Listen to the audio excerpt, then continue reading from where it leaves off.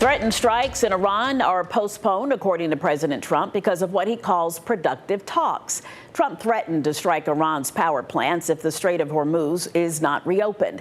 ABC's Karen Travers has the latest from the White House. With the clock ticking to his deadline tonight for Iran to reopen the critical Strait of Hormuz, President Trump now taking off the table for 5 days his threat to strike Iran's power plants. The president claiming the U.S. has been negotiating with Iran over the weekend, calling them in-depth, detailed, and constructive conversations in a social media post, and telling reporters, "They want very much to make a deal. We'd like to make a deal, too." But that's a very significant shift from what he said on Friday when he spoke about Iran's leadership. We want to talk to them, and there's nobody to talk to.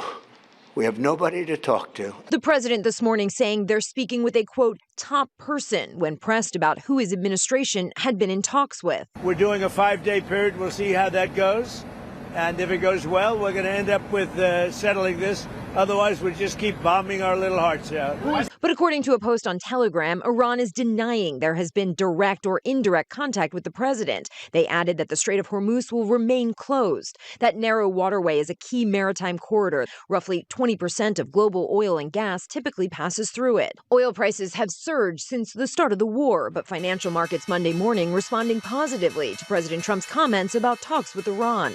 Meanwhile, Iran continues to target Israel. A ballistic missile slamming into the city of Dimona, and a second Iranian strike in the nearby city of Arad, both near an Israeli nuclear research center, both hitting residential neighborhoods, injuring dozens. And Israel responding with wide-scale waves of strikes targeting Iranian infrastructure in Tehran. Plumes of smoke seen rising from 2 fires close to an Iranian airbase, and a fire engulfing a building in Tehran, according to video circulating on social media. With the war in Iran now entering its 4th week, the State Department on Sunday issued a worldwide caution alert for all Americans traveling out of the country. Karen Travers, ABC News, the White House. Well, global oil prices took a tumble today as President Trump announced those talks to negotiate a possible end to the war in Iran. For now, Iran maintains the shutdown of the Strait of Hormuz. One analyst talks about the magnitude of the disruption. She says the longer this conflict drags on, the worse things will get. Price of gasoline is almost $4 a gallon now. So consumers should expect to pay more for their food, more for their transportation, airfare, you name it. This impacts all supply chains, and it's not just related directly to energy. Energy feeds into everything. Analyst Amina Bakr says that the longer this conflict continues, the higher prices could continue to skyrocket as the shutdown of the Hormuz creates what she says is the worst energy crisis in history.